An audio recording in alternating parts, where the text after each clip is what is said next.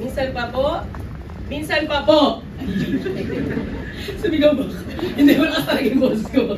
Minsan pa pong palakpakan natin ng Lord na ayan, naranasan na po natin ang pagpapala na mula sa ating Panginoon. At dadako po tayo sa ating tithes and offering. It is another way of worshiping our God through giving.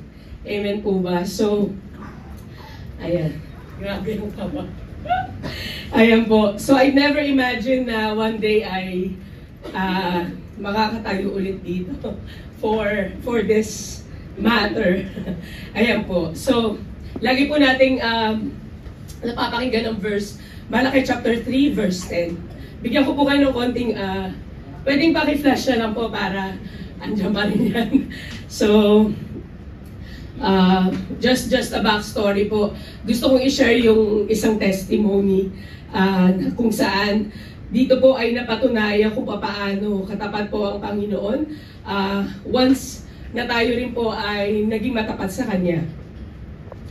October 2020, kaya niyo yung June? October 2020 po nawalan ako ng work. And then, July 2021, nagkaroon po ako ng work. Pandemic po ito, just imagine. And then, December 2021, nawalan po ulit ako ng work. So from January 2022, ayan, ay wala pong trabaho. So, alam naman po natin, may mga basic needs po tayo dito, amen. Ang food, shelter, syempre, hindi naman po libre ang ating tinitirhan. Kailangan po natin kumain. And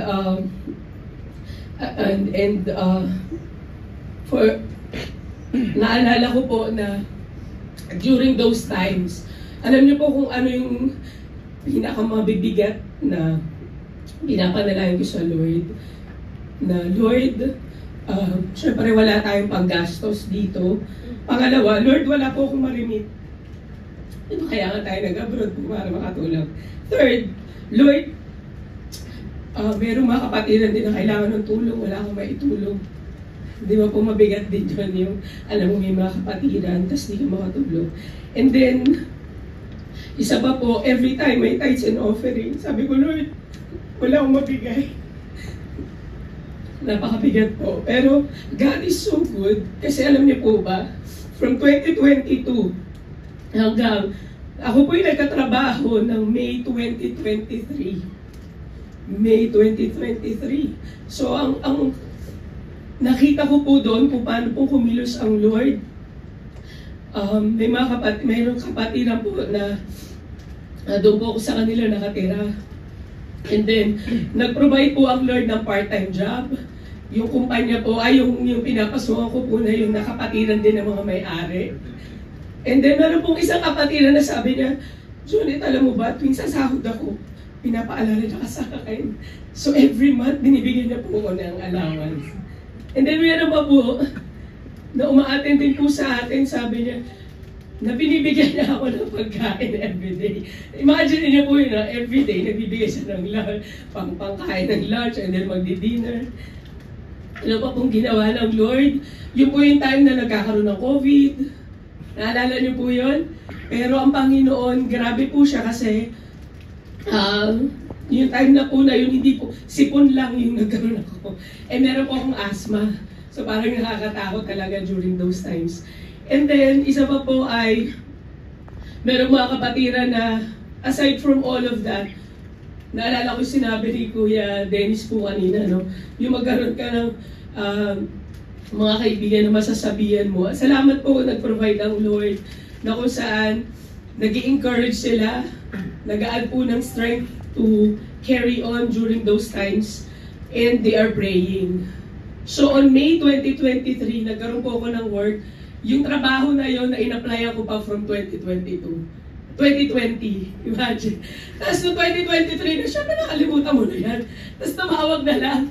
No? Sabi niya, sis, nagkaroon ka pa ba ng work? Grabe! Sis, inaantay ko talaga yan. Yung gano'n nung 2020, hindi mo na siya in-applyan. Pero ang perfect time ng Lord, May 2023 ka magkakatrabaho. And you know, yung pong trabaho na yon, mga promotion po, na-promote yung manager, na-promote yung admin, naging PA ng manager, yung ganun. So, I believe na pinwesto po ng Lord yung kanyang mga anak doon sa posisyon na kung saan mas mapapabuti po tayo. Amen. And naalala ko po, June 2023. Ayan, syempre kung may mag-aabot sa atin, no? Parang inisip natin, okay lang ba sir, magbigay ako ng 10 dirhams? Diba? Kung may magbibigay sa'yo ng 100 lang, bakit di mo ibigay ng 10 dirhams? During those times, talagang binubuksan ko po and I'm praying, Lord, ibalik mo ulit na makapagbigay ako sa'yo. Kaya I'm just encouraging everyone, no matter how small or how big our income, our gross income, ang Lord po hindi tumitingin dun eh. Tinitingnan niya yung obedience po natin. And hindi niya tayo pababayaan, hindi niya tayo iwan, hindi niya tayo pababayaan. Sa panahon na walang-wala po talaga tayo, ang Diyos po gagamit ng mga tao para tayo ay pagpalain. Sharon, no matter, libre kita ng lunch, libre kita ng dinner, magugulat na lang po eh. So, kita nyo naman sa katawa ko, hindi naman ako mukhang napabayaan, ano po. So, and even last NOP, I was, papunta pa lang po dito, sabi ko, ay magte-testify ako. Bakit? Kasi umabot ako ng 1 year. Di ba po, nakapag 1 year na ako dun sa work. Yung mga tao dun takang-taka. Sa taon pa lang ba? Parang 10 taon ka na dito. Parang sabi nilang gano'n. So salamat sa Panginoon na pinaabot po tayo ng 1 taon. Salamat sa mga trabaho po natin. Amen. Let us be thankful that God is using it. Kasi through that, nagpo-flow ang blessing ng Lord. Amen. Magpasalamat po tayo sa mga nakakasama natin sa bahay. Pagpapala po sila. Dahil dito, sila po yung nagiging pamilya natin. Amen. And let us be thankful sa mga kapatid po natin kasama ngayon. Nagiging kapatiran po natin dito sa church. Dahil sila po ang pamilya natin sa Panginoon. Amen po ba? So, ang haba ko na. Pero, kita naman po natin yan. And on verse 11, I just want to give an extra.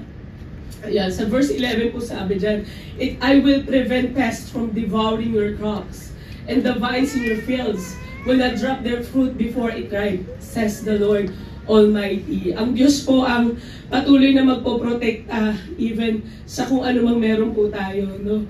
Ang health, ang family, amen, hindi lang po sa financial aspect.